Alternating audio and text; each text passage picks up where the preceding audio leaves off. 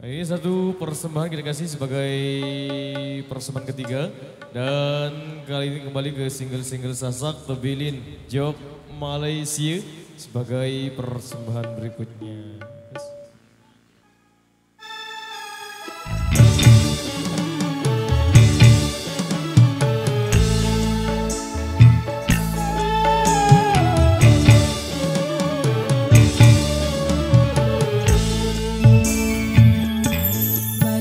Batur satu bilin lalu si semua menuju Malaysia pada tetap kuat iman gama endamai berjati golong terupi bayang ke semua